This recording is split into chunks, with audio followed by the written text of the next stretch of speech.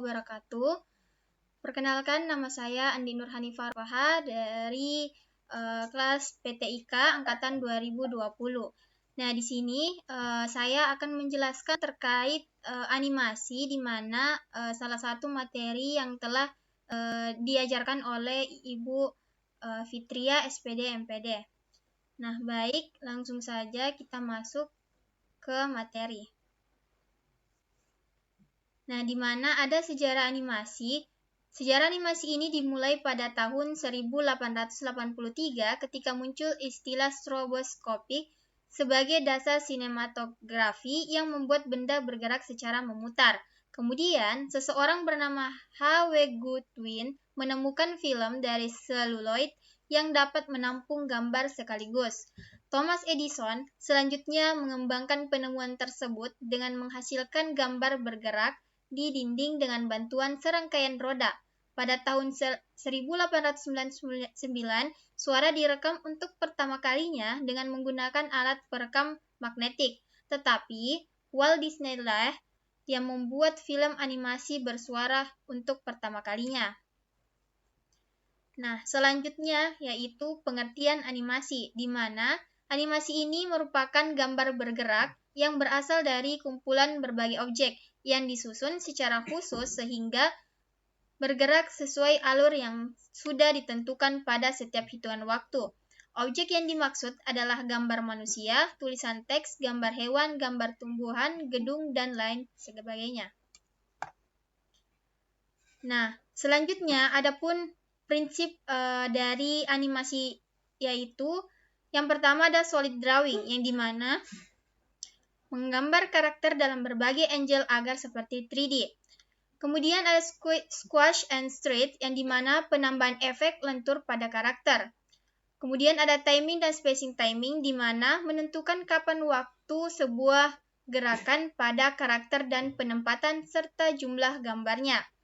Nah, adapun anticipation, di mana persiapan dari gerakan awal yang memiliki 3 bagian. Prinsip ini dianggap sebagai ancang-ancangan.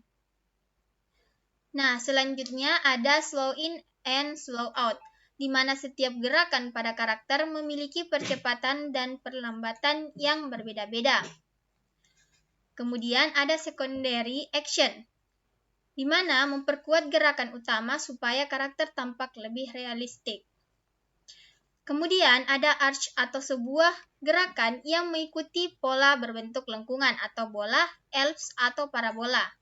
Kemudian ada follow through, di mana ketika bagian tubuh tetap gerak, tetapi karakter tersebut telah berhenti bergerak. Nah, selanjutnya ada overlapping atau overlapping action, di mana ketika gerakan saling mendahului. Nah, kemudian ada strike ahead, di mana membuat animasi dengan satu persatu frame by frame. Kemudian ada pose to pose, menggambar hanya pada keyframe tertentu saja. Kemudian ada staging, di mana prinsip ini mengacu pada sinematografi dan siluet dari karakternya.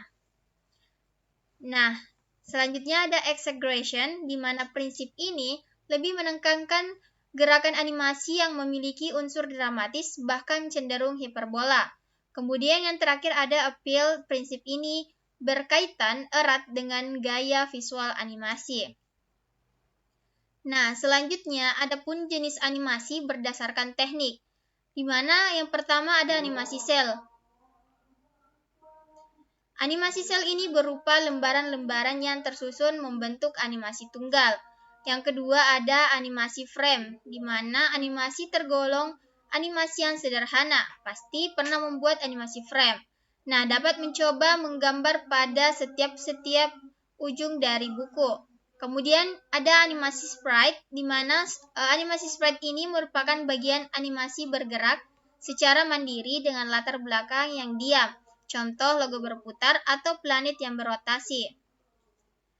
Nah, selanjutnya ada animasi pad, di mana animasi pad ini adalah jenis animasi yang bergerak pada lintasan berupa garis kurva. Nah, dilakukan secara menerus dan menggunakan efek looping. Contoh burung, pesawat terbang, hingga animasi. Kemudian ada animasi spline, di mana gerakan dari sebuah animasi yang mengikuti garis dan kurva. Animasi ini adalah representasi matematis dari kurva. Nah, kemudian yang terakhir ada animasi vektor. Animasi vektor ini menggunakan latar belakang diam dan bergerak dengan garis yang memiliki ujung pangkal, arah, serta panjang. Nah, selanjutnya ada contoh aplikasi dua dimensi. Yang pertama yang sering digunakan yaitu OpenToonz, di mana aplikasi ini merupakan perangkat lunak animasi dua dimensi sumber terbuka yang serupa dengan aplikasi yang digunakan oleh Studio Ghibli. Jadi aplikasi ini sering digunakan untuk membuat animasi, bisa juga membuat sebuah gambar di dalam aplikasi ini. Nah, yang kedua ada aplikasi Toon Boom Harmony, di mana merupakan perangkat lunak profesional yang digunakan oleh banyak studio animasi. Nah, aplikasi ini juga kita dapat membuat sebuah animasi berbagai banyak gerakan-gerakan yang bisa digunakan pada fitur harmoni. Nah, selanjutnya ada contoh aplikasi 3D. Yang pertama adalah Blender. Blender ini merupakan perangkat lunak 3D sumber terbuka dan gratis yang sangat kuat dan populer yang mencakup pemodelan 3D, animasi, dan sebagainya. Nah, aplikasi ini juga biasanya digunakan untuk membuat sebuah game dan animasi bergerak yang dapat dilihat secara 3D. Nah, yang kedua ada Unity, di mana Unity ini adalah platform pengembang permainan yang juga digunakan untuk pembuatan animasi 3D interaktif. Nah, Unity ini juga hampir sama dengan aplikasi Blender, dapat membuat sebuah permainan atau game yang dapat dimainkan secara 3D. Jadi dapat dilihat dari berbagai arah. Selanjutnya, kesimpulan dari materi yang saya jelaskan tadi, di mana animasi ini merupakan seni dan teknik yang menciptakan ilusi gerakan atau pergerakan dari gambar atau objek statis dengan menggabungkan serangkaian gambar atau frame secara berurutan dengan menggunakan prinsip-prinsip animasi seperti squash and stretch, timing, anticipation, dan lain sebagainya, di mana animator dapat memberikan karakter atau objek kehidupan dan menghadirkan cerita yang menarik. Nah, baik, mungkin itu saja yang bisa saya jelaskan. Mohon maaf jika ada kesalahan kata. Wassalamualaikum warahmatullahi wabarakatuh.